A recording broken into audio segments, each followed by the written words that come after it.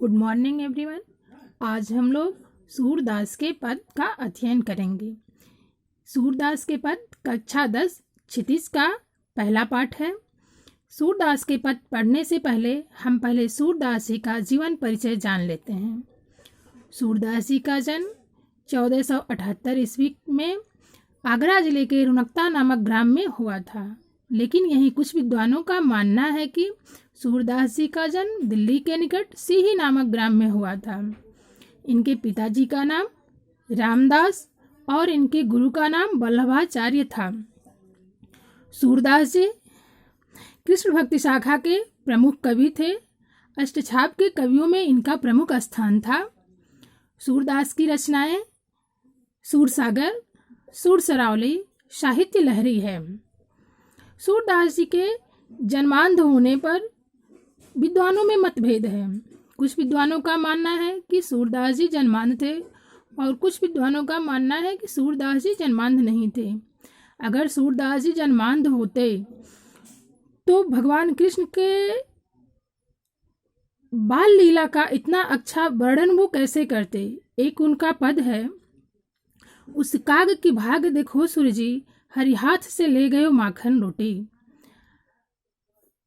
वो काग के भाग्य की सराहना करते हैं कि वो भगवान के हाथ से माखन रोटी लेकर चला गया। सूरदास जी कृष्ण की बाल लीला, रास लीला और कर्म लीला का बहुत अच्छा वर्णन किए हैं। यहीं उनके कुछ पद का अध्ययन भी हम लोग अपने पाठ में करेंगे। सूरदास जी का मृत्यु 1583 ईस्वी में हुआ था। अब हम सूरदास जी के पद का अध्ययन करेंगे।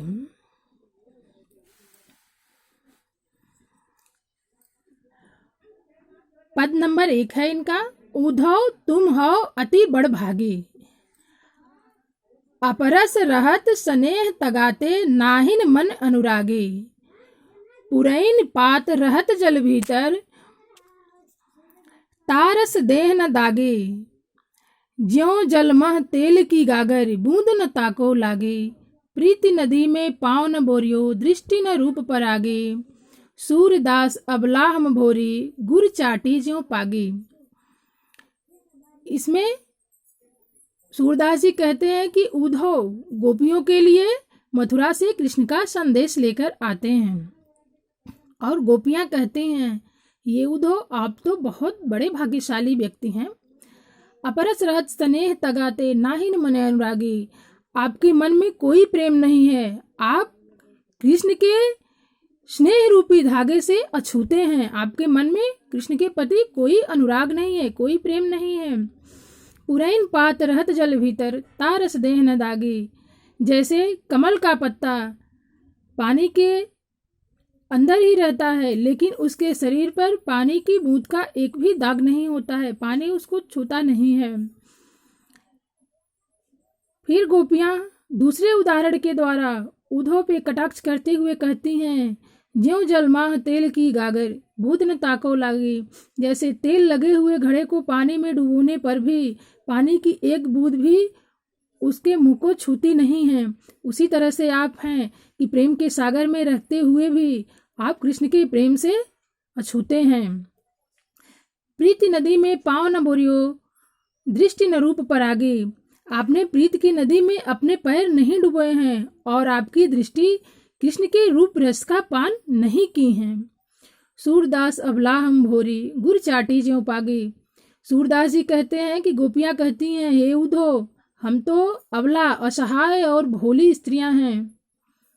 हम लोग तो कृष्ण के प्रेम में ऐसे कृष्ण के अधीन हो गए हैं, हमारा मन चित्त कृष्ण के अधीन ऐसे हो गया है जिस तरह से चींटी एक बार गुड़ में चिपक जाती है तो चाहकर भी उससे अलग नहीं हो सकती, उसी तरह से इस वैराग्य का हमारे लिए कोई मतलब नहीं है। हम अब कृष्ण के प्रेम में चिपक चुके हैं, हमारा मन कृष्ण के अनुराग में है, तो अब हम उनसे अलग नहीं हो सकते।